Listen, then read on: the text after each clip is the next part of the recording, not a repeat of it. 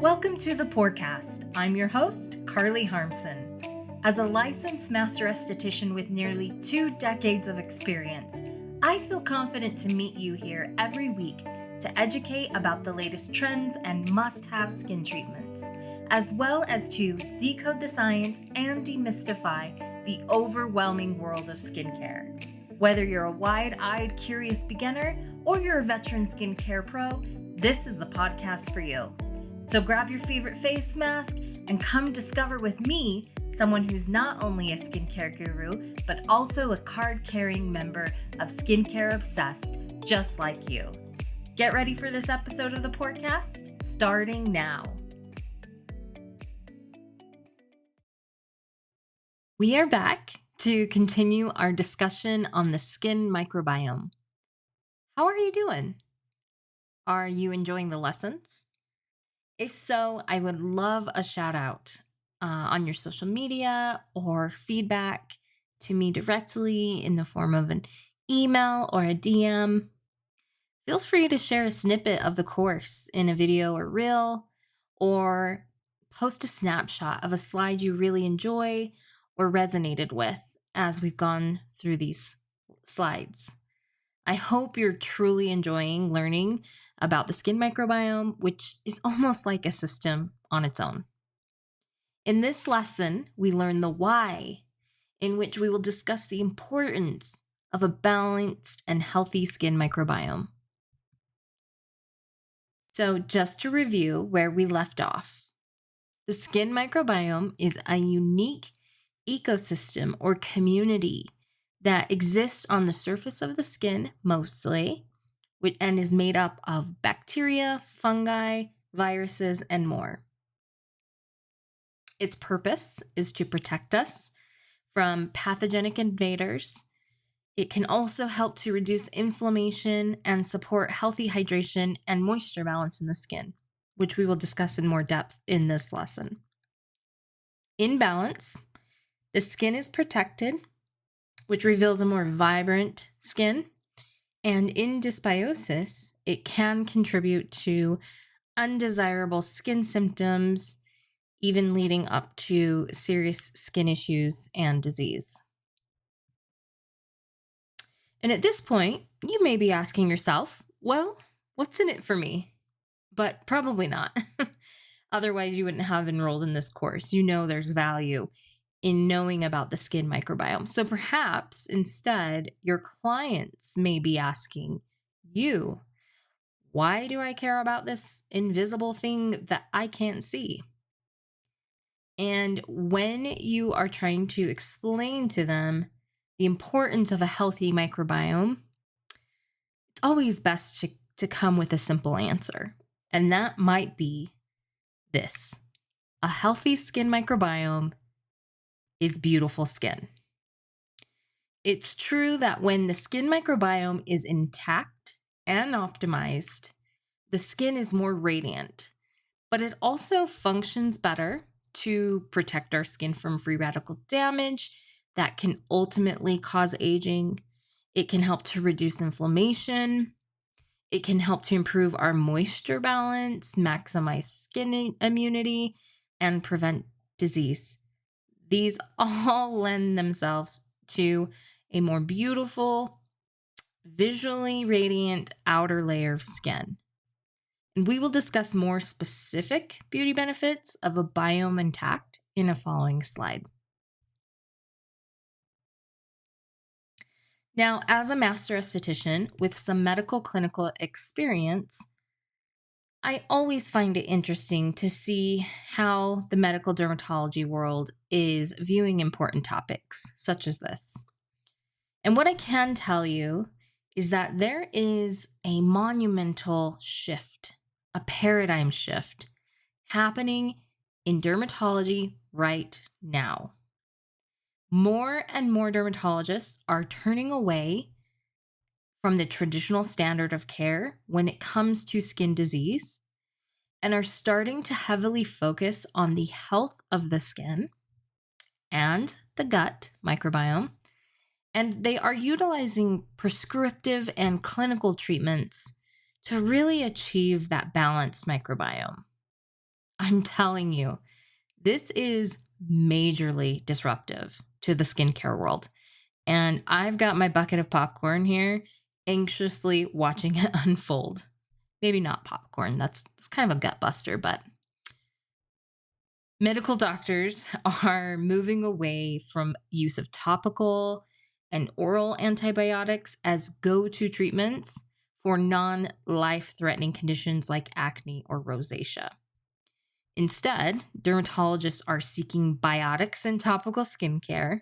I'm calling prebiotic, probiotic, and postbiotic biotics. It's a little bit easier for us both, I think. So, dermatologists are seeking biotics in topical skincare and in digestive health. And they're looking to gut microbiome care and support. There's even already happening some use of live bacterial transplants to unhealthy skin conditions that are donated from healthy skin. And I think this will eventually translate to a more simple and accessible form of inoculating live bacteria onto the skin, perhaps in the form of a transdermal patch. But these treatments are revolutionary. And in a few short years, it's my prediction that these will all be totally mainstream. Right now, there's some serious concern in the medical community at large about the use and overuse of antibiotics and other bacteria killing treatments. Because inevitably, what has happened is when these antibiotics are utilized, some of that opportunistic or pathogenic bacteria survives and is left behind and mutates to withstand a future antibiotic assault. And this leads to increasingly large rates of resistance to antibiotics. If we continue down this trajectory, then there is great cause for concern.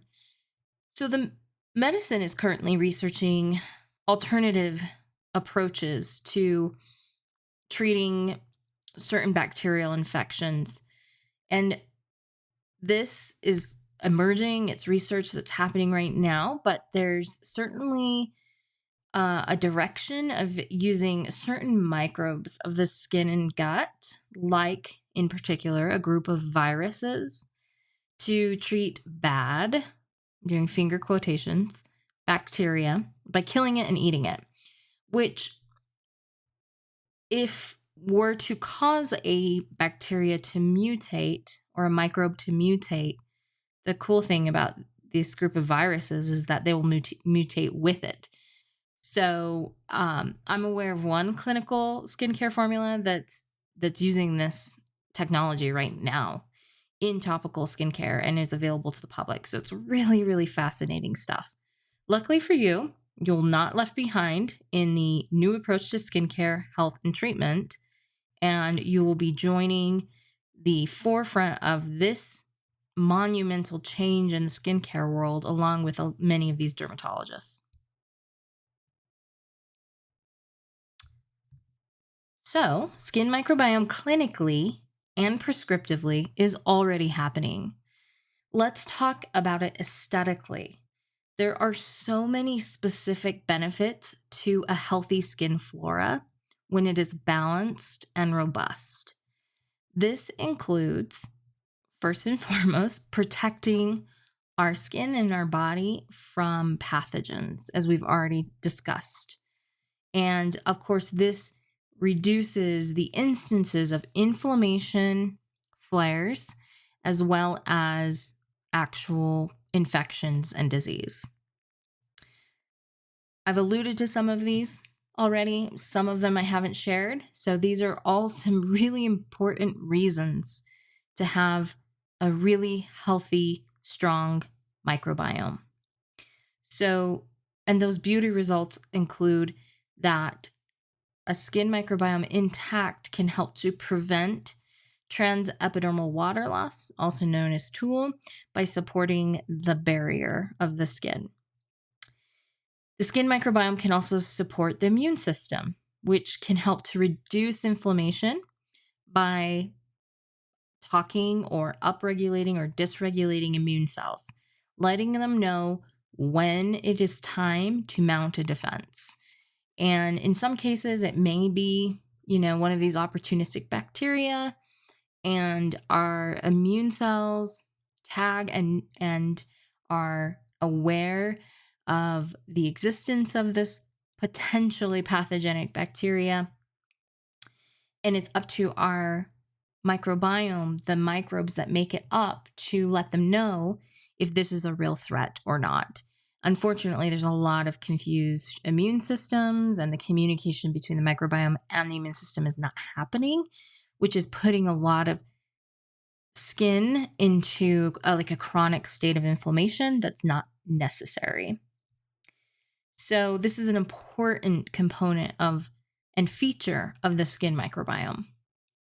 The skin microbiome imbalance can also help to reduce bacteria caused common skin infections or conditions like acne. And a skin microbiome imbalance is really supportive and wonderful in aiding in wound healing and recovery of the skin. Now, like many things that are on the rise, some of these inflammatory skin conditions, another thing we're hearing a lot more and more, is that people are claiming, self-diagnosing their skin as sensitive. So there is a lot of problems with repair of the skin, healing of the skin, wound recovery. And the microbiome could be a part of that equation. The skin microbiome also helps to reduce exposure to environmental aggressors that can cause oxidative stress or free radical damage in the skin. What I found really interesting in one of the medical papers that I read is there is some evidence that there's certain strains of commensal bacteria that actually can help to protect us from UV damage, which is really, really cool. And I think more science will be emerging there. Finally, the last beauty result or effect of a skin microbiome imbalance is that it aids in moisture and hydration, particularly in moisture. And it does this, really both. It does this by these microbes are living organisms. So they need food and they need hydration. And many of the strains feed on the lipids of the skin. So lipids are the fats that make up the oil or sebum of the skin. And so they can actually help with the balance. If you're excessively oily, they can help in that case. If you're more on the dry side, well, that makes prebiotics so much more important in skincare, which we'll talk about in the next lesson. But they can play a role in creating that ideal balance of moisture and hydration for every individual. Pretty cool stuff. So, as I've mentioned several times, I think this is really kind of a new approach to skincare. It's revolutionary. It's changing the way that we've done skincare up on top of its head.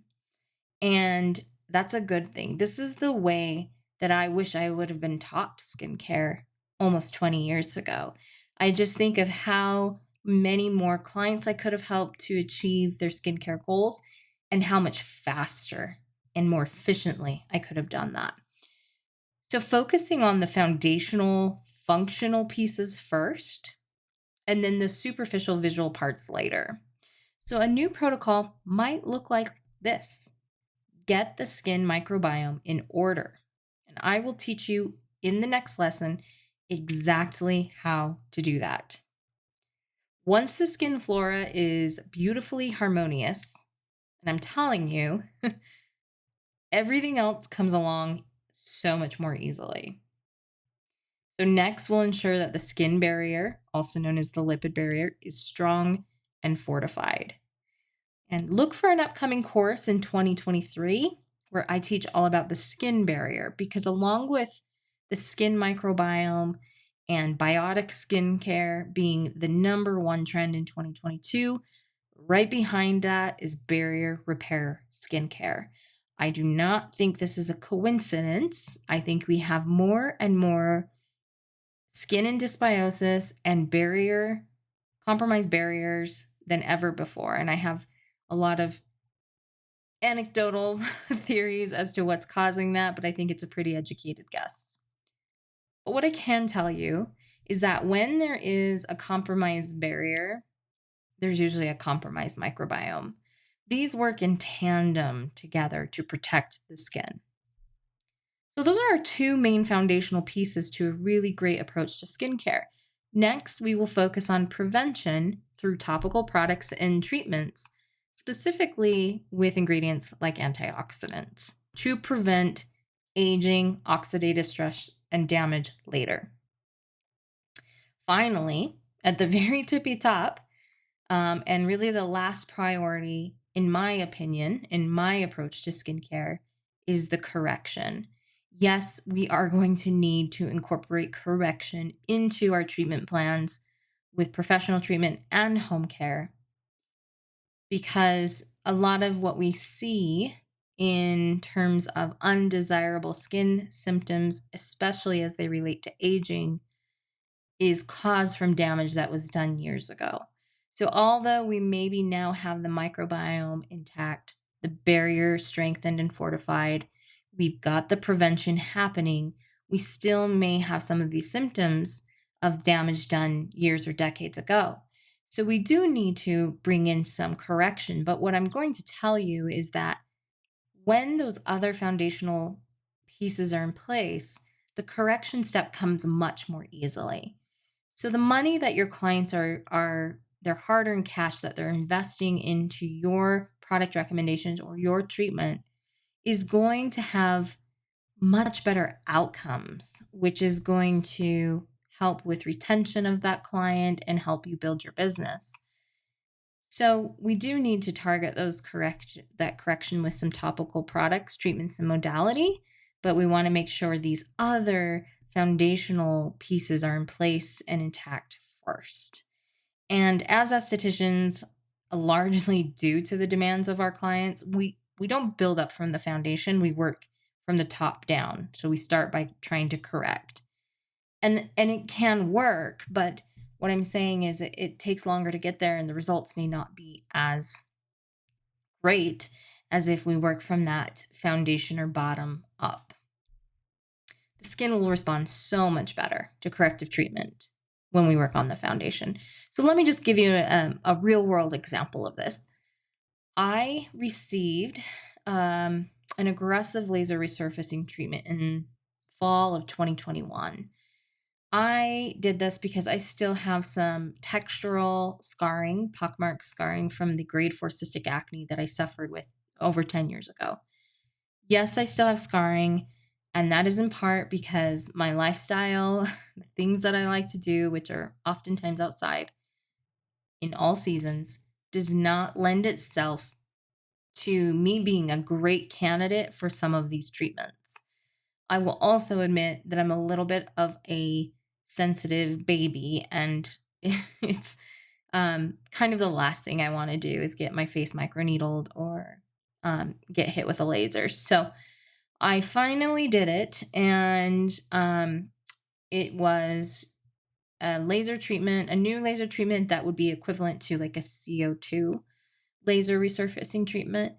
And I noticed, and I had a very strong reaction to the treatment on its lowest settings, but I noticed in the days to follow that I had these two little patches kind of flare up right above my upper lip. And after a few weeks, it occurred to me that this is definitely dermatitis. This is atopic dermatitis. I'm not a doctor, but I know and worked with it enough that I knew that it was some form of dermatitis. And it was my educated guess that this was flared up or onset due to this aggressive treatment that was done by an amazing medical practitioner and was a controlled wound to help resurface and repair the scarring of my skin. But as I've learned and have worked more in the container of a skin microbiome, I realized, oh, my skin microbiome and or barrier maybe was a little off going into this treatment, which left my skin susceptible. And here is the outcome. So, at the time, I didn't have a lot of topical tools at my disposal in terms of biotic skincare that was appropriate for my skin type. But I did know some things that I should avoid and some things that I should include to help repair that skin. However, at that time, I continued to receive treatment to maintain maintenance treatments of this laser resurfacing treatment, which included some less intense, no downtime treatments like microneedling, chemical peels. I had a clear and brilliant laser treatment a couple times. I had a hydrofacial, and these were all, spaced out appropriately for my skin according to the standards of clinical skincare. And I just noticed these patches just kept getting worse and worse. So eventually I said, I got to stop on these treatments and I really need to just focus on healing this skin. And so that's what have done for most of 2022 was really reinforce the barrier, reinforce the microbiome. Since that time, I've had some products and tools that have come out that have really helped to support that.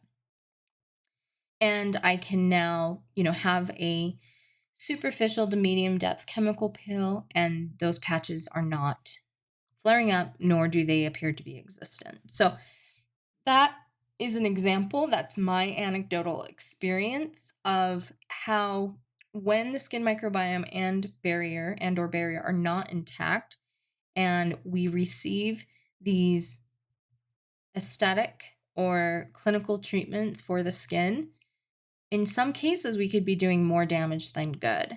And that was not my practitioner's fault. That was not my esthetician's fault. That was because we're just still learning about the importance of the skin microbiome to the recovery and healing of the skin. So if you have a treatment that you are offering that is creating some type of injury, whether it's a controlled injury to the skin, it makes it even more important to ensure that that client's skin microbiome is robust, it's healthy, it's strong, it's resilient. Otherwise, the healing and recovery of the skin may not go as well as we would like. So, just some food for thought here. If you have been really focused on correcting skincare, continue to do that, but maybe introduce more of the supportive skin microbiome and barrier care. So, what are the symptoms or outward results of a skin microbiome that's in dysbiosis or imbalance? Dysbiosis of the skin can manifest as lots of undesirable skin symptoms. And the biggest one, inflammation. I've always taught that inflammation is the root symptom of all undesirable skin conditions. And whether that's visual or it's not, this is the symptom or side effect that most people don't like about various skin conditions. And inflammation can include redness, pain, swelling, heat. So, all of its various forms.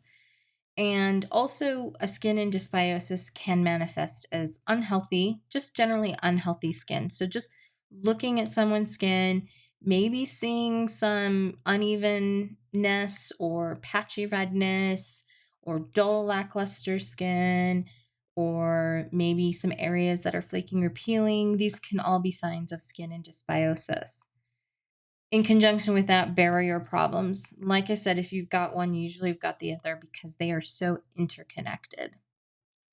Dehydration or a sebum imbalance. So either really, really dry or alopetic or excessively oily can be a result of a skin microbiome in dysbiosis.